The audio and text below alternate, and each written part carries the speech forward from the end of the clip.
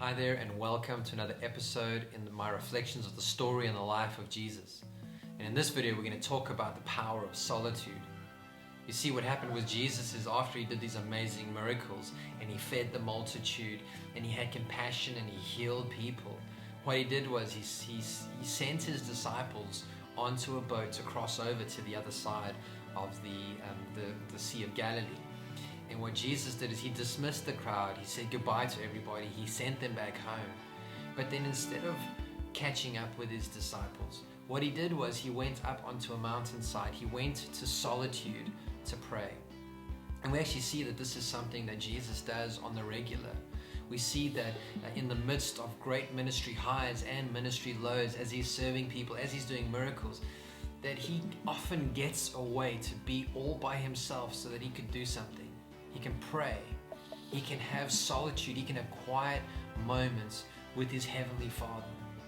You know, he wasn't so swept up by all that was happening. He knew that his relationship with his Heavenly Father was more important than everything that he was doing. And in fact, everything he was doing was coming from a place of flowing out of what God was speaking to him, what his Father was putting on the inside of him. I'm sure there were moments when Jesus got so frustrated with people, but it was his communion with the Father that helped him to see what the Father was seeing, to say what the Father was saying, and to do what the Father was asking him to do. And we see that he catches up with them on the water and they freak out because they see a ghost. But just that first portion of that story, I just thought that was so powerful. And my reflection on is that, that Jesus didn't get so overwhelmed by all the miracles that he was doing. He wasn't caught up and swept up in the fame game. He wasn't about having his name in lights. He was about doing his Father's will and being about his Father's business. Everything in our life points to relationship with others and our relationship with God. Jesus was relating so much, serving so much, healing, teaching, connecting people to the kingdom. But he himself made sure that he was always connected to the Father's heart. And that's what solitude can bring us. My reflection is that we ought not to be caught up in fame. We ought not to be caught up in success.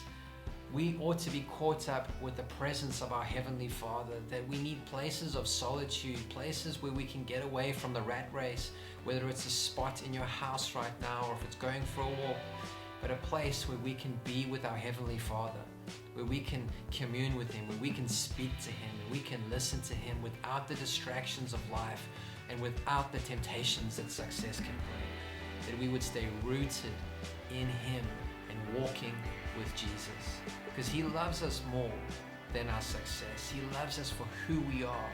And we find that in a place of solitude. I'm not talking about a place of isolation, don't get me wrong. I'm just saying resting from work, resting from busyness, resting from image, and just being open and transparent with your Heavenly Father. Well, if you're tracking along in the scriptures with me in Matthew, let me know in the comment section what reflections or what stands out to you in the story. God bless you, and I'll see you again in the next video.